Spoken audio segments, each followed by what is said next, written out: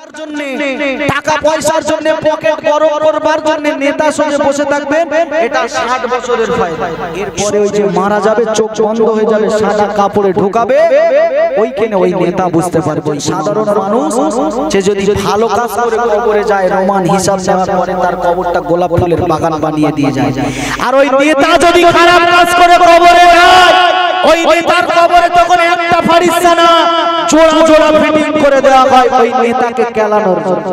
গ্রামের মেম্বার হয়ে ভীষণ ভাব মেরে ঘুরছো বেড়াচ্ছো, মেম্বার তোমার তো ডাকা হবে কিয়ামতের ময়দানে। এই গ্রামের মেম্বার, তোমার অধীনস্থে যতগুলো মানুষ ছিল, তোমাকে ভোট দিয়ে তোমাকে নেতা বানিয়েছিল, তাদের জন্য শরীয়তের হুকুম আহকামের ব্যাপারে কি জ্ঞান দিয়েছিল সেটা আমি এত ঘর এনেছিলাম, এত ঘর দিয়েছিলাম, এই বলবে। মেম্বারের দায়িত্ব শুধু ওটা নয়, নেতা মেম্বার আদর্শমান নেতা তো হযরত ওমরও ছিল, জোরে বলেন সুবহানাল্লাহ। খাবার চিন্তাও করেছিল, মদিনার নববীতে জামাতেও তারা দেখেও নিয়েছিল, গুনে নিয়েছিল, কে জামাতে আসছে আর কে আসছে না সেটাও দেখে রেখেছিল। এরাই তো নেতা ছিল, তানারাই তো নেতা ছিল। আর এখনকার নেতা নিজের পকেট আর চেলাদের বলে, এ তো পার্টির নেতা। সব থেকে বড় নেতা হচ্ছে মহল্লার ইমাম, মসজিদের ইমাম, গ্রামের ইমাম। এই ইমামের থেকে প্রতি একজন মুসল্লির হিসাব নেওয়া হবে। পৃথিবীর যে কোনো মসজিদ থেকে হিসাব নেন, আপনি যখন ইমামের পিছনে যে ইক্তাদায়তু বিহাযাল ইমাম বলবেন, আপনার কোনো দায় নেই। পবিত্র হয়ে ওযু করে ইক্তাদায়তু বিহাযাল ইমাম বলার আগে যে সমস্ত প্রসেসিং গুলো আছে সবকিছু আপডেট করে ঘষা মাজা করে যদি পারফেক্ট থাকে, ইক্তাদায়তু বিহাযাল ইমাম বলবেন, আপনার আর কোনো দায় নেই, যা হবে ইমামই। আফজালুল ইবাদাতি ইবাদাতুস সালাত, পৃথিবীর জমিনে সবথেকে বড় ইবাদত হচ্ছে নামাজ। একবার জোরে বলেন সুবহানাল্লাহ।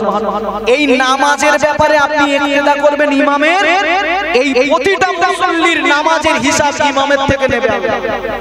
কথা বুঝতে পারছেন? তাহলে ইমামের যোগ্য হতে হবে না, ইমামের মতো হতে হবে না। ইমামের পিছনে যদি 50 খানা মুসল্লি নামাজ পড়ে, 50-এর মুখে একটারও মুখে যদি দাড়ি না থাকে, ইমাম যদি মুসল্লির বাহানা দিয়ে মুখের দাড়ি শর্ট করে, ওই ইমামের পিছনে কিয়ামত পর্যন্ত নামাজ হবে। মুসল্লির সঙ্গে ইমামের কিসের কম্পেয়ার? মুসল্লির সঙ্গে ইমামের কোনো কম্পেয়ার থাকবে না। ইমাম স্ট্রং থাকবে। দুনিয়ায় ও চাচা কি করছে, এ চাচা কি করছে, ও হাজি কি করছে, এ গাজি কি করছে, ওটা না। ইমাম হতে গেলে ইমামের স্ট্রং থাকতে হবে। ইমাম এমন হতে হবে গ্রামে সন্দেহবিহীন ইমাম, কোনো সন্দেহ থাকতে হবে। ইমাম মানেই কিন্তু নেতা, কথা বুঝলেন? অতএব বুঝাতে চাইছি নেতা এমন হতে হবে, সন্দেহমুক্ত নেতা হতে হবে, তবে তুমি পারফেক্ট যোগ্য নেতা। নচেত ও নেতার কোনো মূল্য নেই। দুনিয়া লোটার জন্য, টাকা পয়সার জন্য, পকেট গরম করবার জন্য নেতা সঙ্গে বসে থাকবেন, এটা 60 বছরের ফায়দা, 70-80-120-র ফায়দা। এরপরে ওই যে মারা যাবে, চোখ বন্ধ হয়ে যাবে, সাদা কাপড়ে ঢোকাবে, ওইখানে ওই নেতা বুঝতে পারবে, ওই ইমাম বুঝতে পারবে। মুসলমান ঠান্ডা মাথায় বোঝার চেষ্টা করো, সাধারণ মানুষ যখন ইন্তেকাল করে, বান্দা যখন গ্রাম বসিল কবরস্থ যখন করে দেয়, ওই কবরে দুইজন ফারিস্তা আছে, ফারিস্তার রহমান চলে আসে, রহমান ফারিস্তা এসে বান্দাকে বসিয়ে দেয়, মুনকার নেকির চলে আসে, মুনকার নেকির এসে সওয়াল জবাব করে। আর যখন একটা মহল্লার নেতা, একজন মহল্লার প্রভাবশালী নেতা, যার অধীনস্থে অনেকগুলো মানুষ থাকে, ওই মানুষটা যখন মৃত্যুবরণ করে, ওই মানুষটা যখন ইন্তেকাল হয়ে যায়, তাকে যখন কবরে প্রবেশ করানো হয়, তাকে যখন কবরের ভিতরে দাফন করা হয়, ওই কবরবাসীর কবরে রুমান নামক ফেরেশতা আসার আগে আল্লাহর কাছে আরজি করে, রব্বি আল্লাহ, আজকে অমুক গ্রামের ইমাম, আজকে অমুক গ্রামের নেতা, প্রভাবশালী নেতা, যার অধীনস্থে অনেকগুলি মানুষ ছিল, ওই মানুষটা ইন্তেকাল করেছে, তার গ্রামের মানুষেরা, তার সাথী সঙ্গীরা, তার আত্মীয় স্বজনেরা কাফনের কাপড় মুড়ে আজকে কবরবাসী করেছে, কবরে দাফন করেছে। রব্বি আল্লাহ, রব্বি মাবুদ, আপনি আদেশ খানা দেন, ওই নেতা নেতার কবরে যাব কিনা, ওই ইমামের কবরে যাব কিনা। আল্লাহ পাক রব্বুল আলামিন যখন আদেশ করে দেয়, আল্লাহ যখন হুকুম করে দেয়, এই আমার ফেরেশতা চলে যা, নেতার কবরে চলে যা, নেতার ঘুম থেকে জাগিয়ে দে, নেতার ঘুম থেকে উঠিয়ে দে, নেতার থেকে জান সাফ কর। যখন আল্লাহর হুকুম পায় তখন ফেরেশতা রোমান নেতার কবরে যায়। নেতা যখন কবরে যায় নেতার সম্মান করা হয়। হঠাৎ করে চলে যাব না, আমার আপনার হিসাব নবীদের হিসাব এক হবে কখনো নয়। আমার আপনার হিসাব জামানার মস্ত বড় আল্লাহর ওলিদের হিসাব কখনো এক নয়। আমাদের ডেস্টিনেশন, আমাদের গন্তব্য জান্নাত যদি আল্লাহ হয়, মাথায় রাখবেন আমাদের জান্নাত আর ওই সকল আলা মাকামের আল্লাহর ওলি মাহবুব বান্দাদের জান্নাত কিন্তু এক। যেমন মনে করে শিয়ালদা থেকে একটা আজমিরগামী ট্রেন যাচ্ছে, ট্রেনে বগি কি থাকে? একটা first class, second class, third class থাকে না? জান্নাতে আল্লাহ যদি দয়া করে দেয় সবাই যাব, কিন্তু নবী রাসূল পয়গম্বরেরা তারা ফার্স্ট ক্লাস বগিতে যাবে, আমরা ওই ট্রেনেই যাব।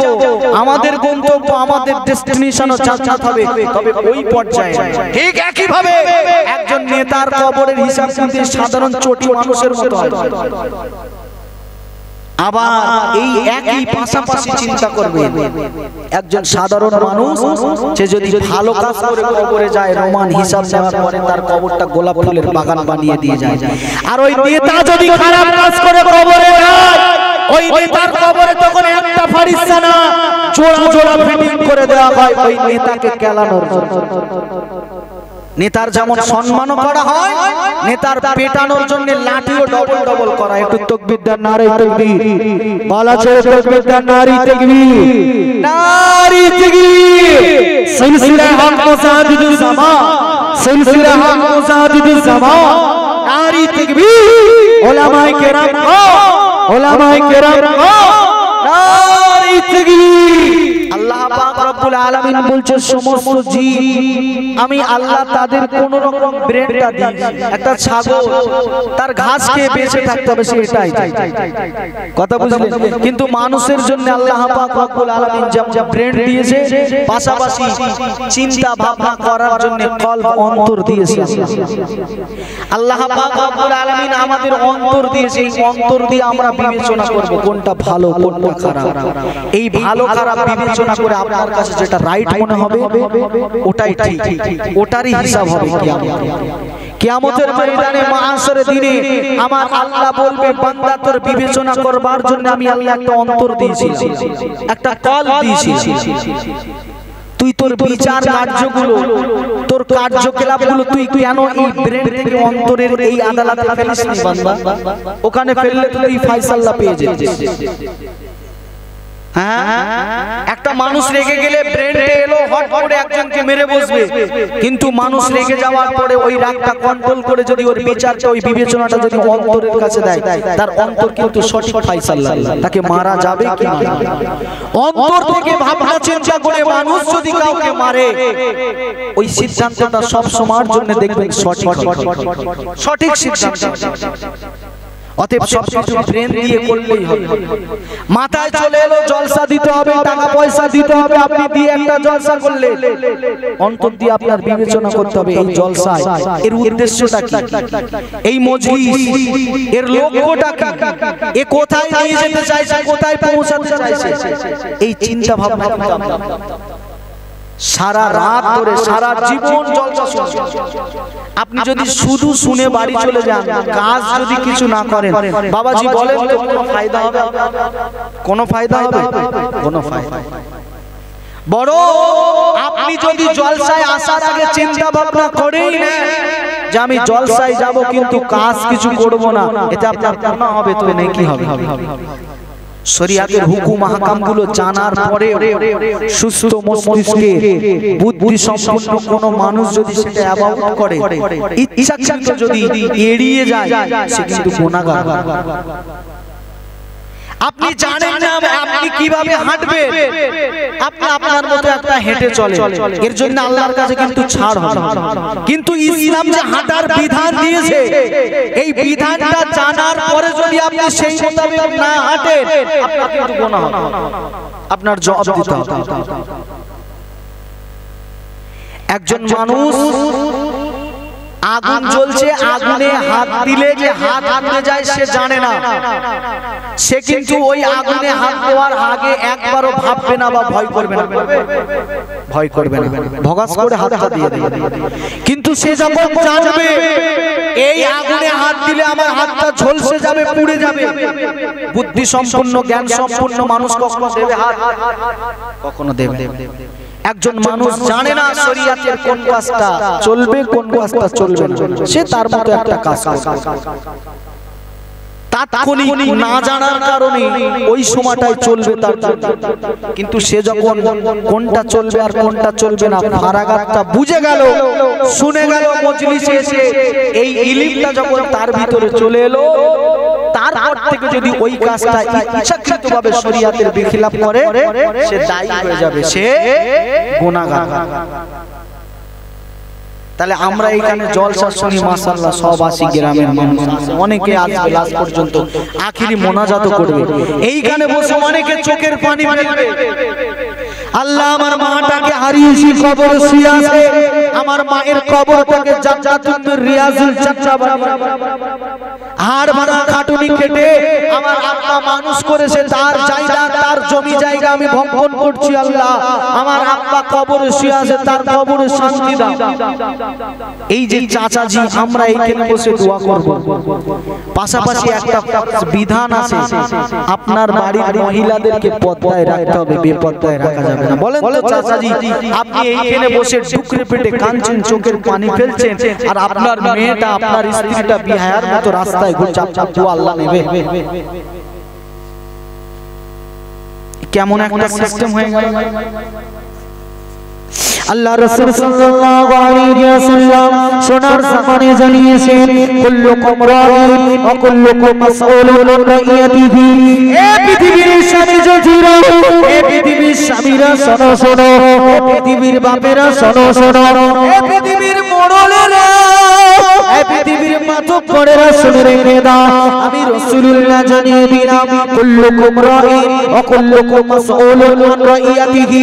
তোমার অধীনস্থ, তোমার অধীনে যারা থাকবে তাদের জন্য তুমি রাখাল সদৃশ, তুমি যাদের নেতা সেজে আসো, তারা যদি শরীয়তের বিখিলাফ কাজ করে, তুমি যদি সেটার বাধা না দাও, তুমি যদি সেটার জবাব না দাও, কিয়ামতের ময়দানে মাহশারের দিনেতে অধীনস্থ ব্যক্তিদের হিসাবের আগে আমার আল্লাহ পাক তোমার হিসাব নেবে। নেতা মাতব্বর মেম্বার প্রধান উপপ্রধান এদের হিসাবটা আগে হবে। তুমি স্বামী তোমার স্ত্রীর কাছে যাওয়ার আগে হিসাবটা তোমার, তুমি বাপ তোমার মেয়ের হিসাবটা নেওয়ার আগে তোমার হিসাব। তুমি যে বাপ, তোমার অধীনস্থ তোমার মেয়ে ছিল, জবাবটা তুমি দাও। তোমার মেয়েকে চলার জন্য তুমি কোন পথ দেখিয়েছো? তোমার ছেলেটাকে কি শিক্ষা তুমি দিয়েছিলে? দিনের শিক্ষা, কোরআনের শিক্ষা, ইসলামের শিক্ষা দিয়েছিলে? তুমি বাপ হিসাব দিয়েছিলে ছেলে যে কাজ করে মাসে কত করে টাকা সংসারে দেবে, মাসে 30টা দিনে 5 ওয়াক্ত করে যে নামাজ প্রতিদিন, তুমি বাপ একদিনও হিসাব দিয়েছিলে যে ছেলে তুমি নামাজ পড়ছো না কেন, বা 5 ওয়াক্ত নামাজ তোমার পড়তে হবে, বছরে 1 মাস রোজা তোমার রাখতে হবে? এই হিসাবটা আপনি নেন। খোদার কসম, খোদার কসম বলছি, কিয়ামতের দিনে কোন বাপকে ডেকে আল্লাহ বলবে না তুমি পৃথিবীর জমিনে তোমার 5টা ছেলে দিয়েছিলাম, তুমি কতটা অর্থ সঞ্চয় করেছিলে, একবারও আল্লাহ চাইবে না, একবারও এই হিসাব নেবে না। আল্লাহ বলবে আমি আল্লাহ ভালোবেসে তোর 5টা পুত্র সন্তান দিয়েছিলাম, এই 5টার ভিতরে দ্বীনের জন্য, ইসলামের জন্য কটা উৎসর্গ করেছিলিস বাপ, তুই আজকে জবাব দিয়ে তবে, তখন আমি আপনি জবাব দিতে। আমি আল্লাহ ভালোবেসে মহব্বত করে তোর তিনটে কন্যা সন্তান দিয়েছিলাম। এই কন্যা সন্তানদেরকে সুশিক্ষা দিয়ে কোন ভালো পাত্রের হাতে তুলে দিয়েছে রে? ইসলাম মাননেওয়ালা, কোরআন মাননেওয়ালা, শরীয়ত মাননেওয়ালা, দ্বীন মাননেওয়ালা নামাজি মুসল্লির ঘরে কটা মেয়েকে বিয়ে দিয়েছিলিস? এটার হিসাব। বড় লোকের বাড়ি দিয়েছিলিস নাকি ভিখারির ঘরে? আল্লাহ এই হিসাব নেবেন। তুই ঝাড়াতে তোর মেয়েটাকে, তোর আদরের দুলালিটাকে দিয়েছিলিস, তাকে দিনদার দিকে দিয়েছিলিস কিনা তার জবাবটা দিয়ে তখন কি করবি?